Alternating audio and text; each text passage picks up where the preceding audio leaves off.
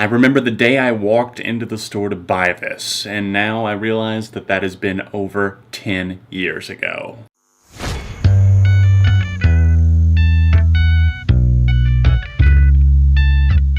What's up everyone, John from ARTV. It's time for a 10 years later review. We're looking at Fall Out Boy's third album, Infamy on High. I consider this a tie for my favorite Fall Out Boy record alongside Fully Ado. This record has so many fantastic moments on it. Just look at the stacked track listing on here, especially if you pick up the vinyl edition. I recommend it. You get the amazing bonus tracks such as Gay is Not a Synonym for Shitty and It's Hard to Say I Do When I Don't. There's so many songs on here that I've loved for a long time, but there's others that I didn't fully understand or comprehend whenever I first picked up the record, not by any means. So years later, examining it, looking at it even further, I did a review back in 2014, I believe, and I still don't feel like I hit the overtones and the undertones of the record, just the themes of narcissism, self-pity, depression, anxiety, fame.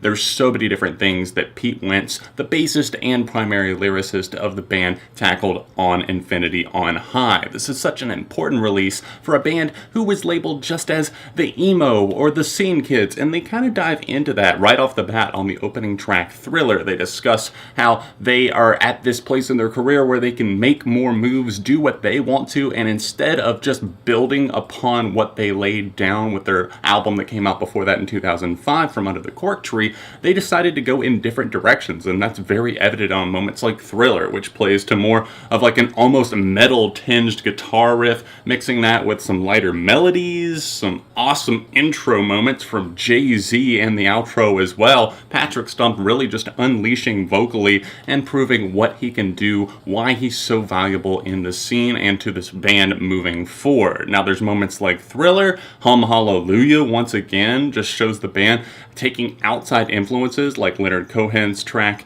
Hallelujah and just implementing that into a song and making it work in kind of a heavier way, and then moving to some even weirder stuff with Bang the Doldrums, Fame is Less Than Infamy, and just some of the underrated tracks that close out this record that I really don't feel like get enough love. There's so many great moments here. There's a reason why they still resonate 10 years later.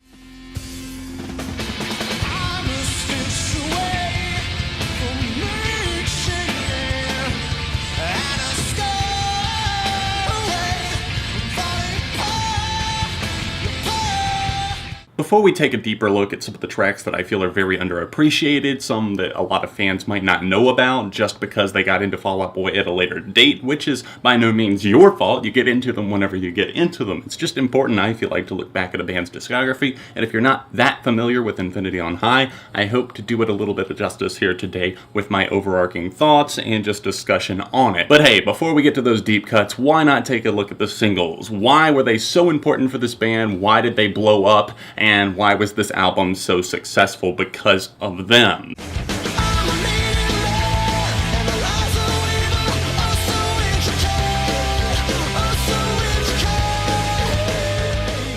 This Ain't a Scene, It's an Arms Race was the first major single off of this record. It exploded, peaked at number 2 on the Billboard Hot 100. That makes two of my favorite bands that have gotten stuck at the number 2 slot, Fall Out Boy and of course Green Day, backed up by Candy Shop by 50 Cent so that Boulevard of Broken Dreams, my favorite song of all time, couldn't get to number 1. Yeah, I'm still salty about it. This Ain't a Scene was kind of weird at the time. I guess I didn't think that much of it. I was like, oh great, new Fall Out Boy, whenever I heard this in 2007 as a 15-year-old kid, but looking back at it now, it was kind of a drastic departure from what they were putting out in the world on their most recent album, From Under the Cork Tree. Dance Dance, A Little Less, 16 Candles, and of course the massive Sugar We're Going Down. Did it sound like that? No, and it's not to say that they completely did away with those themes on this record, those sounds. Just look at moments like Bang the Doldrums. There's kind of the shouted outro like you'll see a lot of the tracks on From Under the Cork Tree, so they didn't completely dismiss that record by any means. means. They just kind of took elements from it and moved forward. This Ain't a Scene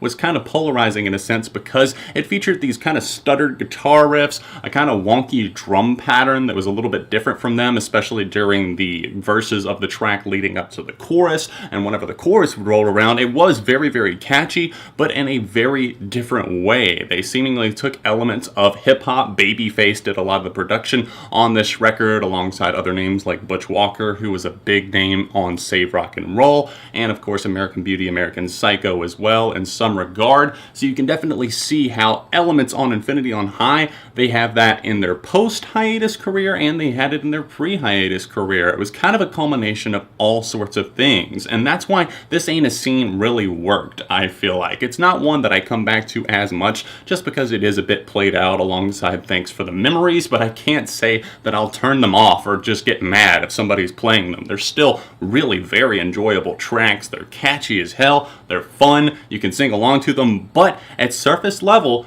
there's not that much going on. You think, oh, this song isn't that deep at all. Just look at the poetic lines from Pete Wentz. I mean, I only think in the form of crunching numbers. Just read into lines like that and see exactly what's going on there. He very much is a poet, and I feel like I'm going to get a little bit more into that as I take a deeper look at some of these other tracks. While Patrick Stump is the voice of this band, behind that is Pete Wentz, at least at this time primarily writing all of the lyrics from his own personal experiences, and later on Folie à Deux kind of commenting on what he saw in pop culture. It wasn't as personal, but with Infinity on High, I feel like really we got the most pessimistic record that they have ever put out in the world, and a lot of that stemmed from Pete Wentz's depression. He went through some very, very dark times, whether it be losing a friend. A lot of this is speculated to be about My Chemical Romance member Mikey Way, just the friendship that they formed during Warped Tour 2005 and how they grew apart after that. And then on the moments like Hum Hallelujah, he talks about prescription pills,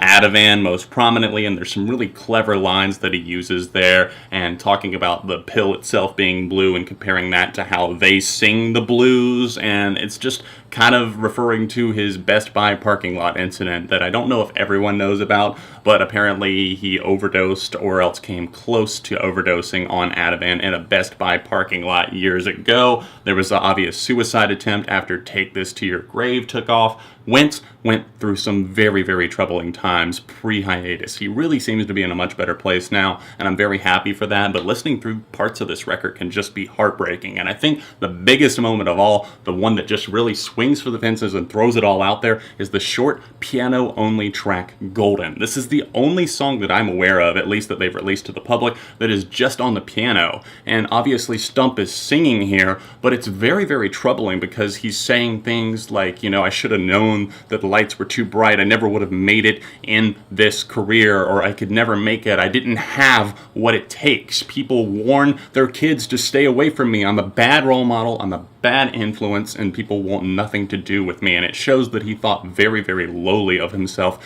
during this time. And it comes off as very intriguing, very intelligent, and I really hate it when people slam Pete Wentz, or else Fall Out Boy in general, for just being dumb, or just being music for teenage girls, or whatever. If you actually pay attention to lyrical content on a lot of these songs, you'll see how smart they are. Just take the track that comes near the end of this record, You're Crashing, But You're No Wave. Not only do I love the title of that song, but I also love the presentation of it. It's laid out like a court case, like a lawyer. And yeah, we did kind of see that theme earlier with I'm like a lawyer with the way I'm always trying to get you off, me and you, which is a catchy song, one that is earnest enough, but honestly probably my least favorite on the entire record, just because I've heard it so many times and it doesn't feel as special or as strong as some of the other songs that appear on Infinity on High. But back to You're Crashing But You're No Wave, I love how this song plays out like somebody just going through it. It doesn't just feel like a song that's verse to chorus, catchy, oh, in one ear, out the other. This song has sadly only been played live once, apparently overseas according to setlist.fm,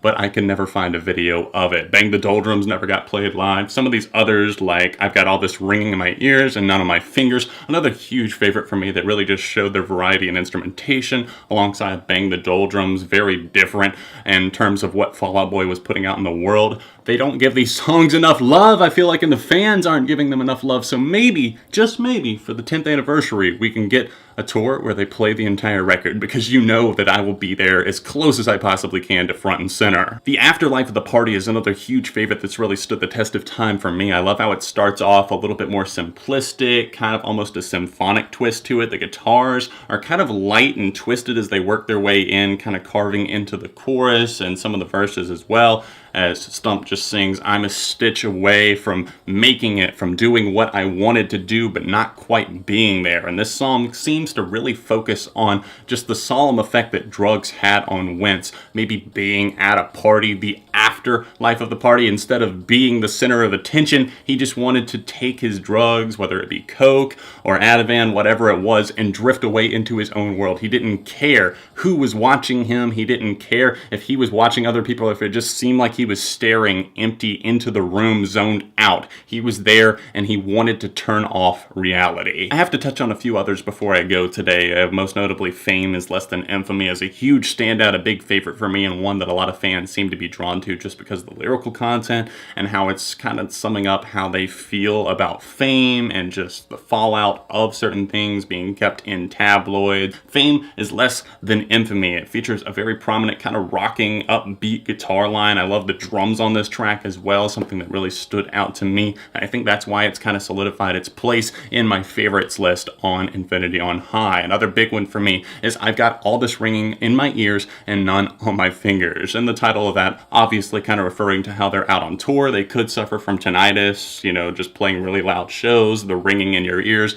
after you go to a concert. But at the time of putting out this record into the world, obviously none of them were married yet. He was briefly married to Ashley Simpson, Pete Wentz that is, and now Patrick Stump married. I believe a couple of the other members are at this point as well. I'm not exactly sure because I don't get that involved. I try not to get too involved in people's personal lives. But here at this time, all of them were single. They were putting out music into the world and they were like, is this how it's going to be forever? I'm going to go out on tour all the time, but I'm never going to be home. I'm never going to have a family. I'm never going to have kids. I'm never going to have a wife, whatever it may be. I don't know if I want this. And I like how they kind of explore that on this kind of rhythmic track that focuses on piano. It kind of reminds me of $20 Nosebleed from their upcoming album Fully Ado that came out just about a year and a half later. And it's something that it could really show that they were influencing their later selves. And it's like, hey, we can pull this off and make it work really well. Let's do more of that. It's really hard to absorb the fact that this album is 10 years old because, like I said, I remember going to pick this thing up. I think I walked into either Hot Topic or FYE or something like that, saw it at the counter and knew that it was time to make my purchase. Even though it was frowned upon by my parents, I snuck my way in there. I purchased it off of my allowance money that I had saved up because I saw in a newspaper ad that Fall Out Boy had a new album coming out, and obviously I wasn't exactly sure how singles and everything worked like that at that time. I didn't know that, oh, a new song's out, maybe that means a new album's around the corner. So it was a surprise. It was a different time in my life, and it reminds me of a really cool time. And now looking back at this record, I can appreciate it so much more. Obviously, this record for me still holding up as a 5 out of 5. I do hope that you guys will check it out if you've never heard the full thing. Let me know your thoughts on 10 years of Infinity on High in the comment section down below. Leave a like on this video and subscribe to the channel because friends don't let friends go unsubscribed. If you'd like to see another reflection video, click right here, or you can see a recent review I did on the channel right here. Social media is linked in the description down below. Other than that, I'll see you guys very soon right here on ARTV.